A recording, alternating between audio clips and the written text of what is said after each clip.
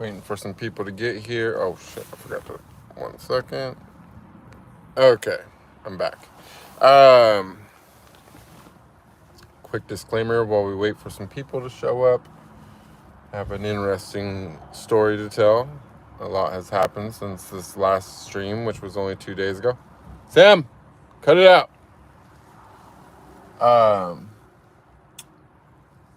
That being said, I'm not a medical professional. Nothing I say is intended as health advice. Any major changes make to your diet or any other aspect of your lifestyle, so you should check with a licensed medical professional with before enacting in your own life.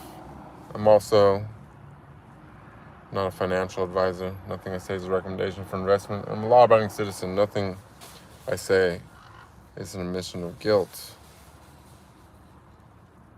Furthermore, all opinions are my own. None of my opinions are in any way affiliated with YouTube or Google. And yeah, let's see. Looks like we got one person here so far. What's up? Sorry guys, I didn't do the it's kind of a last minute thing. I just wanted to catch that 9 o'clock slot, so I didn't I didn't really advertise this one ahead of time, but I had really interesting last 24 hours. Who we got here? See, maybe I'll have to save this one for another day if this isn't the oh, there we go. We got starting to get some people here. But yeah, I guess I'll wait till we got a little bit better, not better, but a bigger audience. Anna Miguel Ribeiro, thank you for being our first chatter. Welcome. So I was a little bit emotional and on a downer on the last stream. But I've now bounced back from that, and I've also noticed a little bit of a pattern. Sometimes it seems like right before something big happens that, I don't know, there's some kind of little resurgence of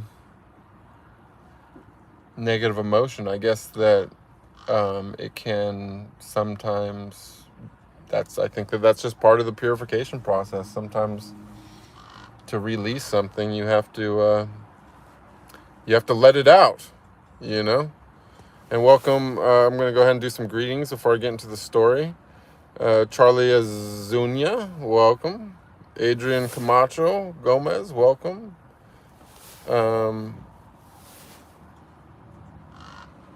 Jennifer Ann, welcome. So, by the way, happy Ramadan to anyone who's celebrating or fasting or whatever. I am also fasting in solidarity with my Muslim brothers and sisters.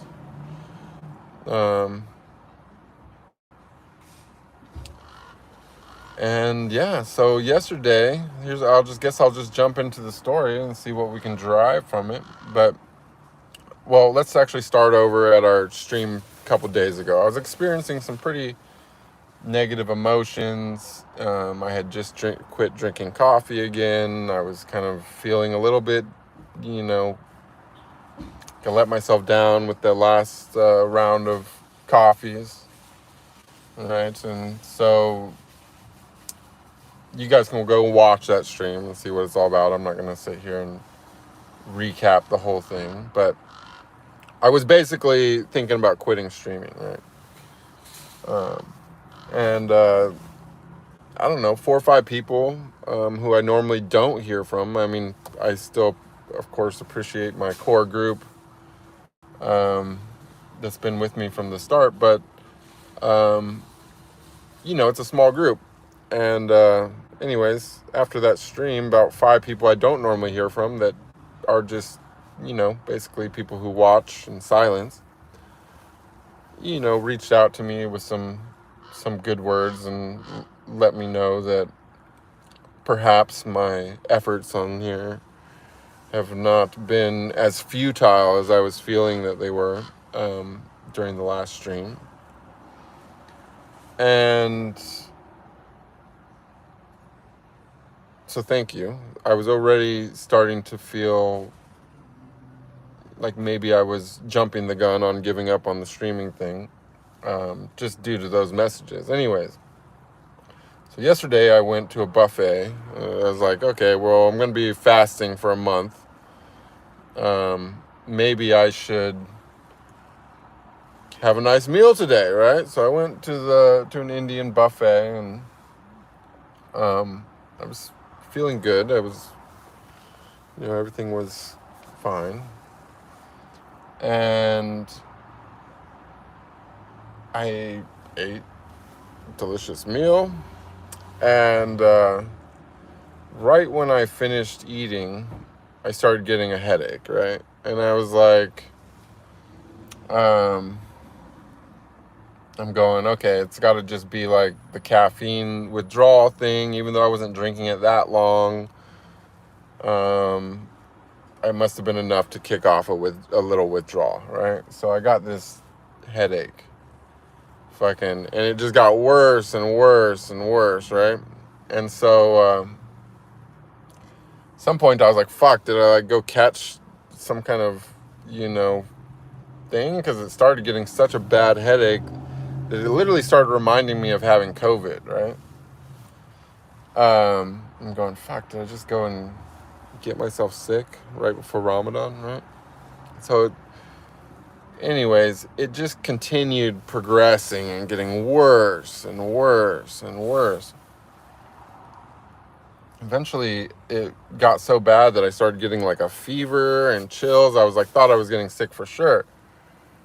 Even to the point that I started getting nauseous, right?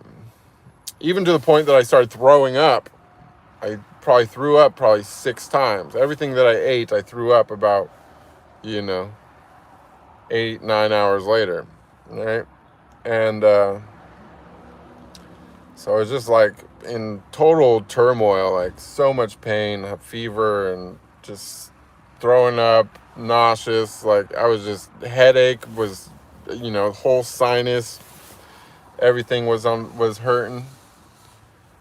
And of course I considered like, oh, maybe I should have some caffeine and just see if that helps, or maybe I should have some mint tea or see if that helps. There's like, I considered all different things that I could do to try to make myself feel a little better, right? But I kept thinking back to the poem that I recently wrote on Instagram, about something about only weak men seek to end their suffering, and that the ones meant to be gods embrace it, cherish it, and transmute it until their demons learn to serve humbly from the shadows cast by their master's light. That was the poem that I wrote, right? And so that just kind of stuck in my head, and I just decided, you know what, I'm going to take my own advice, and I'm going to take the godly route, and I'm just going to fucking let myself suffer through this, right? So I didn't do anything. I had a little water, and I just like, I let it purge. But I wanted to go to sleep. I wanted to get some sleep. So I was trying to sleep. I couldn't sleep because I was just in so much pain. I was so sick. I was so nauseous. I was like, I had the headache. My back was hurting. Felt like my kidneys were starting to hurt. Like, everything was just, I was feeling bad, bad, bad. And that went on like most of the night. And then all of a sudden, this wave of like relief just like washed over me. I'm like, okay. And then I went to sleep, and I was just having all these like super, super vivid dreams, like crazy lucid dreams, right? But it wasn't like fully lucid. It was like semi-lucid. It was like, I didn't pick the scenario, but like I was like, making shit happen inside, and I knew I was dreaming, right? And so, to cut to the chase, is I woke up today after all that, and I feel so fucking amazing. I feel like fucking good. I mean, something happened inside me. You know, I don't know. I just feel like a connection between my mind and my body has happened. I don't know. I just feel so good. Like I can feel every chakra like individually right now. Like I can just feel them, you know, and my whole head is like I have like something going on, like, you know, that pain that was in my sinuses and all that.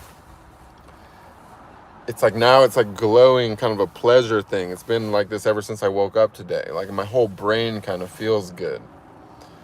I don't know what happened. I think that potentially it was some kind of a new chakra opening or something like that, because there's like a bunch of like chakras in your head that eventually open up. And also there's like a bunch of like psychic eyes, right, supposedly, that run down the front. And so these are the areas where I'm like feeling it the most. Like I feel like kind of like this circular pleasure dome right here, and then I also feel this like line that's like going like into my sinuses that feels really super good, right? And so another interesting, and again, I don't really know where else is going. I'm just sharing this for the sake of the story, since we've been sharing the process of Kundalini awakening now for a couple years almost, live as it happens. But another interesting pattern that I've noticed, aside from having like a really down day before an upgrade, is that regarding, you know, giving up your addictions, which was a big focus of the last stream, like I've relapsed a bunch of times on coffee, right? It's not been a straight thing. Like the first time was crazy. It was like 6 weeks. I slept for 16 hours a day or something like that for 6 weeks. Like I was just like, I felt good. I mean, I was getting the best sleep of my life, but I just couldn't wake up. I was just like, I'd wake up for a couple hours and bam, back to sleep. And then by the time night came, I was out again. Like there was just whatever.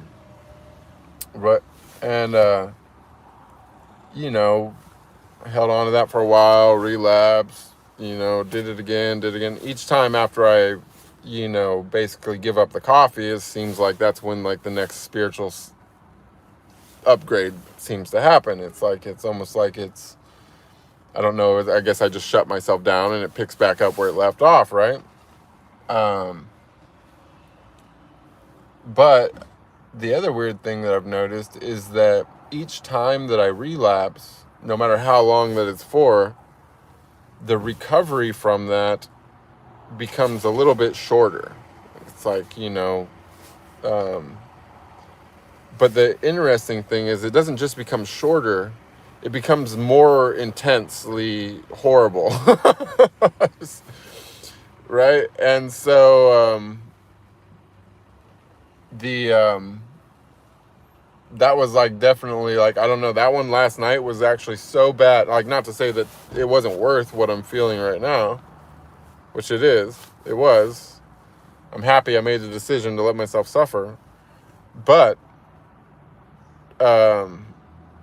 like honestly, I don't know if I'll relapse again after that. Like I don't think I could. I mean, that was so fucking horrible that yeah, that one might have been might have finally put the nail in the coffin.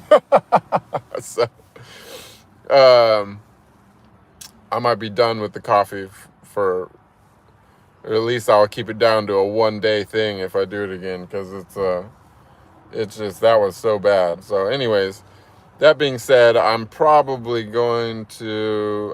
better. I'm not going to quit streaming, you guys. I do appreciate everyone that reached out and let me know that I actually have helped them in whatever ways, or opened their mind in whatever ways. It does make a difference. You know, I'm not doing this for pats on the back or, you know, I'm not really making any money off of it. Like, there's not really any motivation for me other than that I genuinely do want to help people.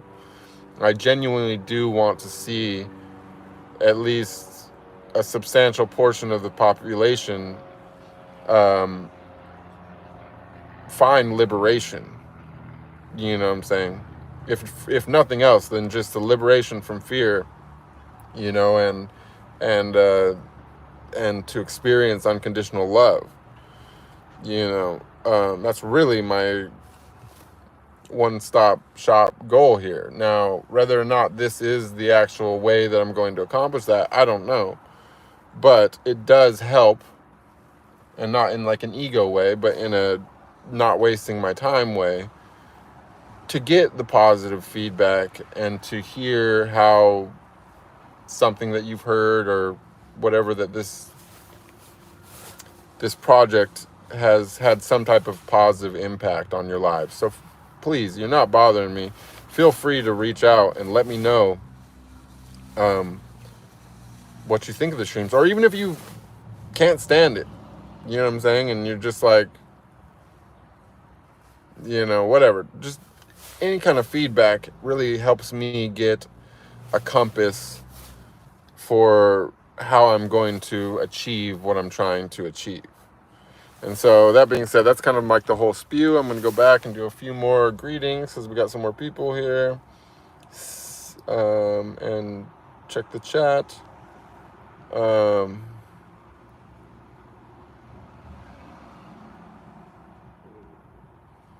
Let's see. I left off on Jennifer Ann. So what's up, Pretim Gosh, Ren Uchiha? I don't know what a Sherigan is. I have to translate that into American English. Adrian Camacho said, oh, I got you before, but I'm doing good. Good to see you. Anna Miguel Ribeiro says, we can do an astrology and numerology reading, help you feel like it would help you. Yeah, sure. Why not? Send it on over. I am a Scorpio. Welcome, JB. Sia Sheila. I'm not shooting scenes lately. No, I did some like a year ago. Or a year and a half ago or whatever. Or I guess about 2 years ago. Yeah, I guess it was it's a year and a half ago. I did something about a year and a half ago. It's the coach thing, if you want to go find that. Maya, good to see you. Hello. Anna Miguel Ribeiro says, you're an ISTP. No, I'm an INTP, actually. But close. That was pretty close. Maya says, coffee lovers and tea lovers, double tap the screen, please. Yeah, you guys, double tap if you love coffee, because I'll tell you what you won't love. Quitting coffee. It's hard. Buford's buddy, Nico, what's up? How you doing, bro? Anna Miguel Rivera says it's purging something. I agree. I do feel like something was purged.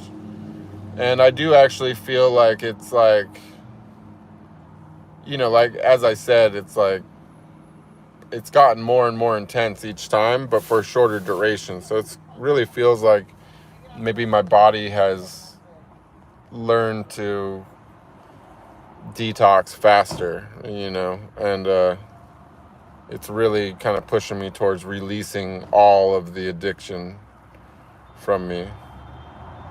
Yeah, I know. I consider that about products. It sounds like real addiction quitting effect, like you were taking drugs, not coffee. Like, yeah, I've actually considered that as well. You know, I've never done like those kind of hardcore drugs, like, you know, opiates or anything, which is the ones that are the most famous for the withdrawals. But I have seen somebody going through that and assisted somebody in going through that. And yeah, it's basically, I mean, I don't know what they actually feel. I don't know what could feel worse than what I just went through, but that's exactly how I imagine it, for sure. Like, I understand why they never want to have to detox, because if it's anything like that, or if it's even worse, I can definitely understand it. Anna Miguel says, ISTP develop better their subconscious by being teachers. They're a master of all trades. That's interesting. Yeah, I kind of do resonate with that, but I'm intensely intuitive. How's my dad?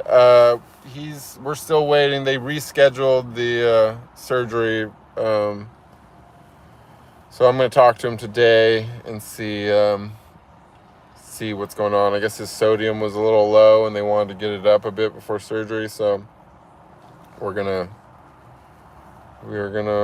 wait and see what happens. I think tomorrow. So if you guys want to put my dad in your prayers, we're hoping we can finally get him fixed up. He's been going through a lot with this health condition, and yeah, it's just kind of sad. I gotta say, I don't like to, I'm not a huge fan of hospitals and doctors and things, and I want to go out of my way, right? I probably shouldn't do this, but I'm gonna say that Stanford is total shit. He went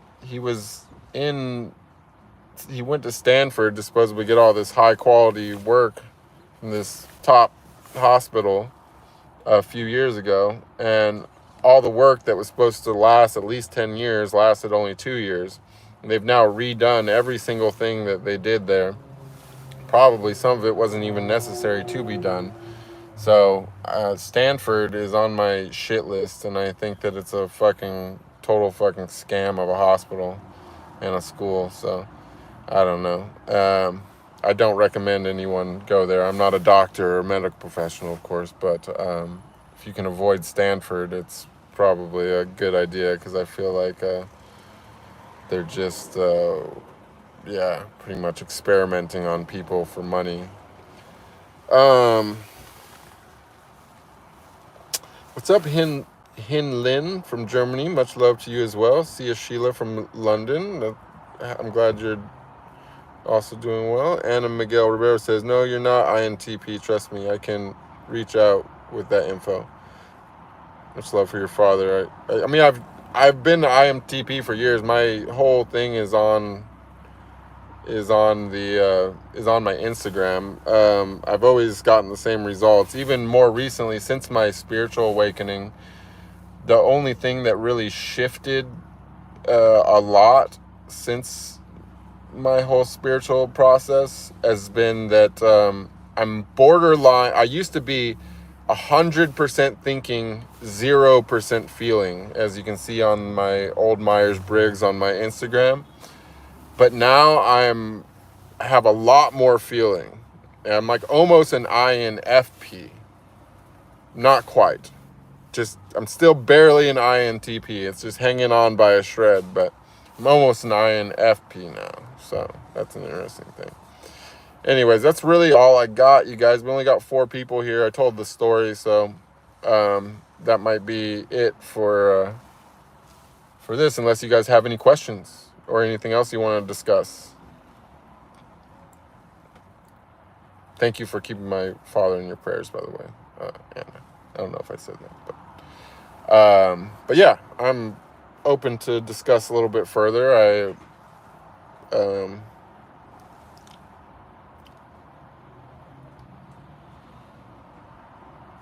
If anyone's got any questions or anything.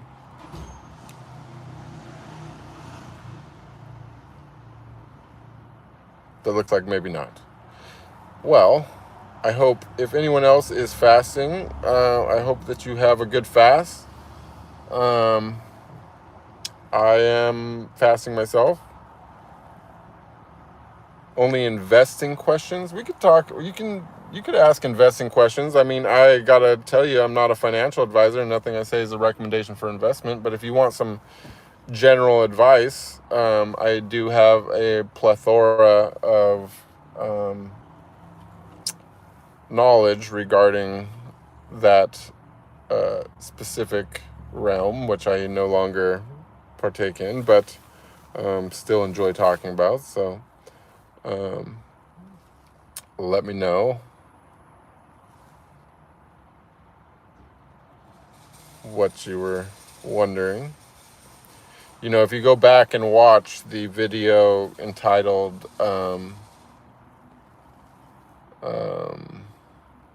I don't know, I forgot what it was titled. There was one that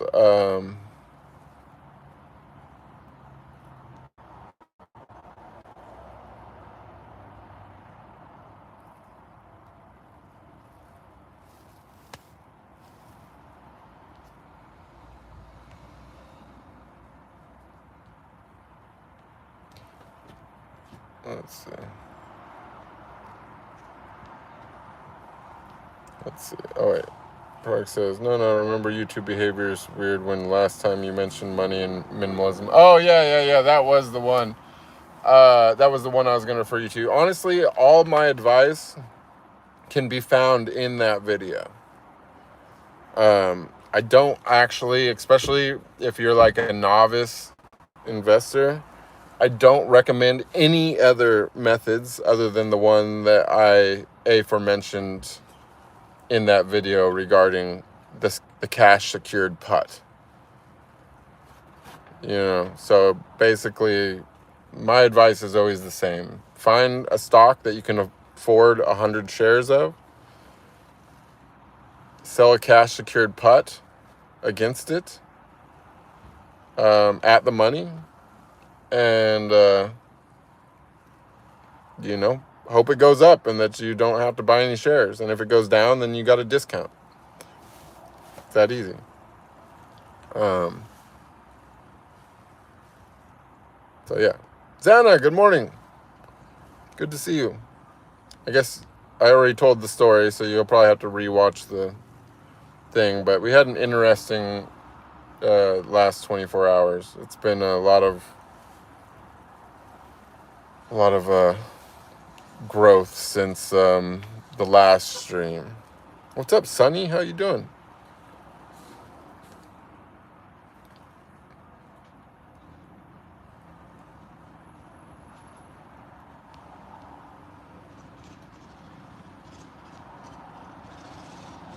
Have a good day at work, by the way, Jennifer. I guess I missed the second half of your comment, if you're still listening. Am I from the States? I am from the States.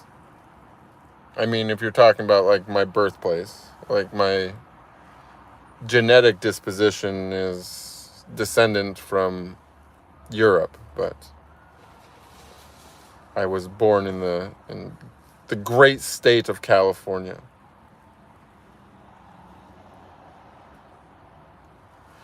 Yeah, if you can, ideally, like when you do it like that, now, when you do it like that, you will want, you know, I do, like, okay, so dividend, like there's basically two ways to go about it. You know what I'm saying? Like you can build up your portfolio for dividends. This is a long-term plan, but you'll be happy with it in 10 years or something. You'll be making getting a lot of growth, a lot of money in the long term.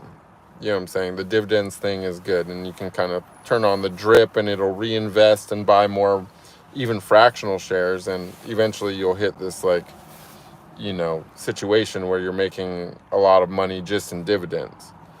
But it'll take way more than a year to start showing it, because dividend stocks tend to be kind of slow movers. Not to say that they can't move, but they, generally speaking, are slow movers. These are usually like more developed companies that have been around for a while that are already in a profit. You know what I'm saying? Now, if you're trying to get results in a year, what you want is something that's more like growth, a growth stock, like a smaller company that's doing things, or you know, catch something that's about to go through a boom. Usually, as most people think of, like tech stocks and stuff like that, with or sometimes like pharmaceuticals, when they think of high growth stuff.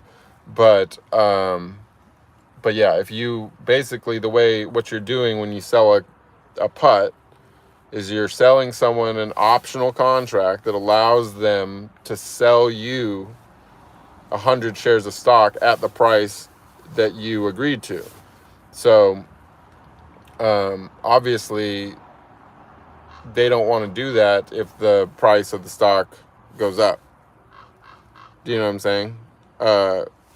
So I'm sorry, if the price of the stock goes down. But if the price of the stock goes up, then they're not going to, or sorry, they buy the put because they want to protect themselves if it goes down. You see what I'm saying? Because they want to be able to sell it to you at the higher price. When you say at the money, that means you're making a deal at the price that it is right now, right? But if it goes up, right, you're not going to, you just get to keep the money for the contract. So the ideal situation is that you sell the put, it goes up, and you just pocket the cash, right? And you want to do that with about a 45-day expiration date, give or take. That kind of gives you the, at about 45 days, like the time decay on the option starts ramping up really fast. And so you'll have the most potential in that little 45 days. Now, you could also do the opposite of that is like, never mind. I'm getting way too deep into all this, but my strategy is short term. I also plan to sell with the borrowed money from my broker. Is it fine? I'm a bit scared. Okay, so be very careful with using your margin. Generally speaking, like for me personally, like, okay, so when you have margin and stuff, this is when you're like kind of risking to get liquidated. So, you know what I'm saying? Like if you're just, if you have collateral, like I said, it's a cash secured put, which means you have the cash to buy the shares at the price. So you can't ever get liquidated. You know what I'm saying? If you don't have enough collateral in the bank and you're using leverage and something crazy happens, what they're going to do is give you what's called a margin call. And they're going to want you to give them more money or they're going to liquidate your position. And it never works out good when they liquidate your position for you. So generally speaking, it's good to have margin because you need margin to be able to sell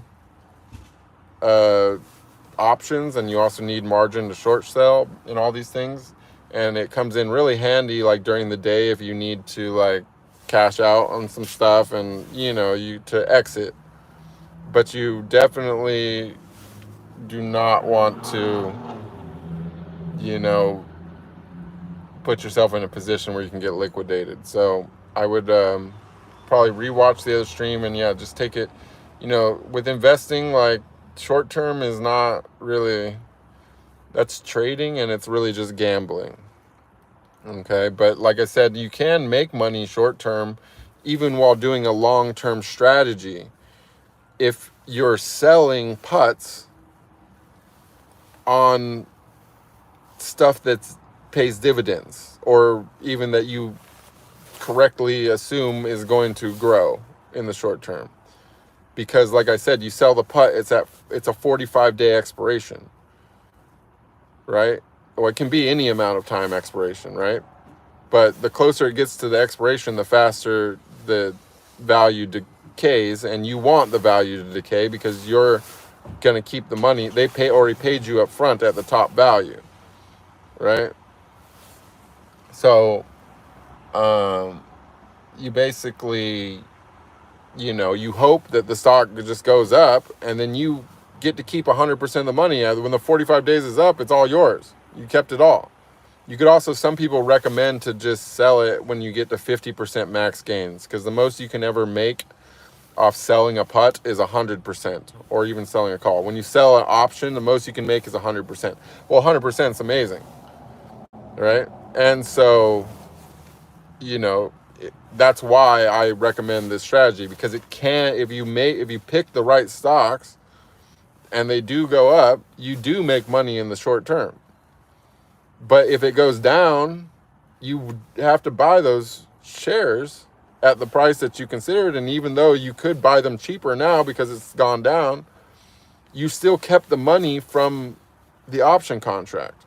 So had you just said buy on those shares instead of selling a contract at that's the same price you would have paid at that moment anyways, because you're selling the put at the money, right?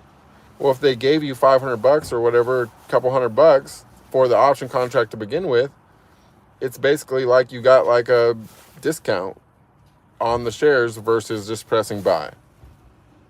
You know what I'm saying? Because you couldn't predict the future. You didn't know it was going to go down. You know what I'm saying? Even if you would have bought the shares, it would have gone down. You still would have lost the same amount, or actually less, because you wouldn't have got the money for the option contract. So, so basically that's that whole thing. You know what I'm saying? Now, if you really want to be super psycho crazy like me, they also have, and you like short-term gains, and you're not really trying to be smart and do a long-term investment, and you just want to, like, you know, blow your bank account or get rich quick. They have another amazing vehicle called the future contract, and even more fun, options on future contracts. Oh my gosh, so good, right? So yeah, and with future contracts and options on futures contracts, like, fuck, you don't need to go to, Vegas is right in your front room. But you need a little bit more money to play around with those. And you can do like they have some micro futures. Sadly, they don't have options on a lot of them, but they do or should I say, they don't have liquid options on a lot of them, but they do have liquid options on like the micro E-mini futures for the S&P /MES.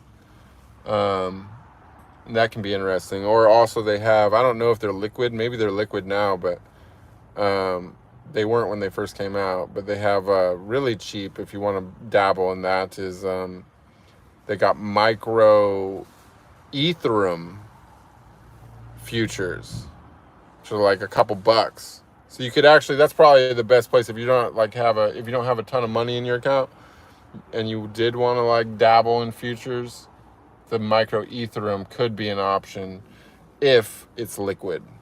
But when you're trading anything, and this is very important, future, not feature, futures, yeah. The future is kind of like similar to an option contract, except for it's an obligation to buy, not an optional thing. So if you hold the contract to the last day, it's getting settled no matter what. So it's kind of a crazy thing. But just as a last piece of advice to anyone that is investing or whatever, in case whatever, never fucking trade anything that's not liquid, in my humble opinion. Like, there's a saying in investing, if it's not liquid, why are we talking about it? You know what I'm saying? Because what you never want is to think that you made a bunch of fucking money and then nobody wants to buy your shit. Nobody wants to, you can't cash out. You're just stuck with some shares or whatever.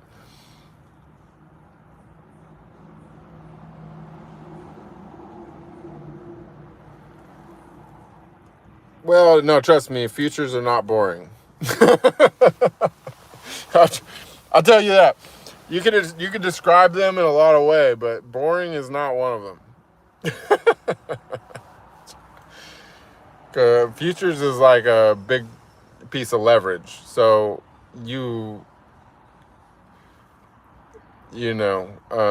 and most futures contracts are like huge contracts. There's just a few like little ones that you can kind of play around with. My favorite is actually the S&P micro E-mini futures, because they're really cool. Because even the regular E-minis, actually, the regular E-minis are better, but they're pretty expensive. But you can you know, the cool thing about them is that the E-minis, the micro E-minis, and all the futures aforementioned above, they all get calculated on the same span margin. And span margining is superior to any other type of margining. It's way better than like what you have. If you have less than 150 grand, what you have is Reg T margining, and it's shit. So that's kind of what got me interested in futures, is because it doesn't use Reg T. It uses something called span margining. Span margining is a risk-based margin system.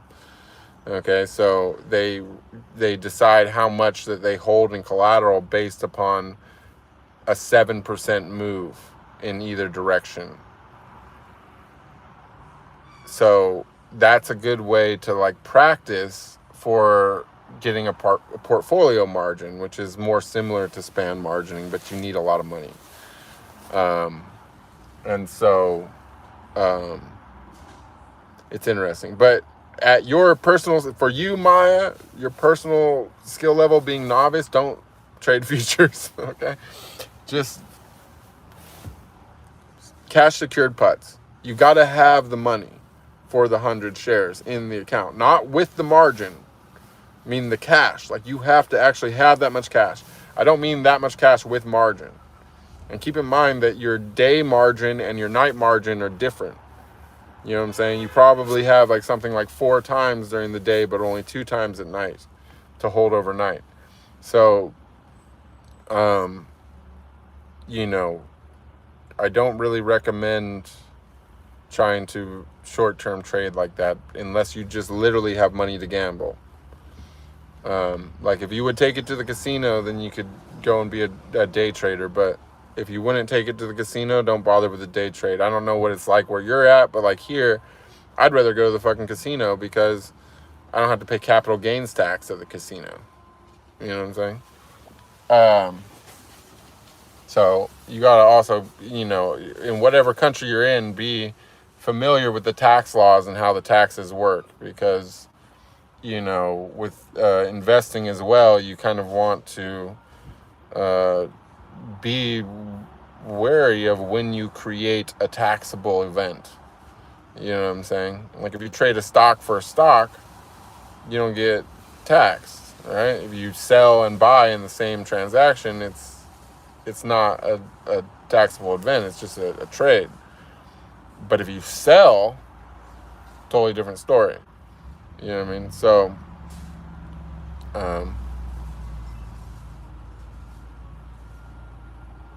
anyways. So yeah, you got me on the, that was a weird off-topic thing that we added into the end of the stream, but I'm going to go ahead and wrap this up. You guys, much love to you. I hope you have a great day. I will see you soon. I'm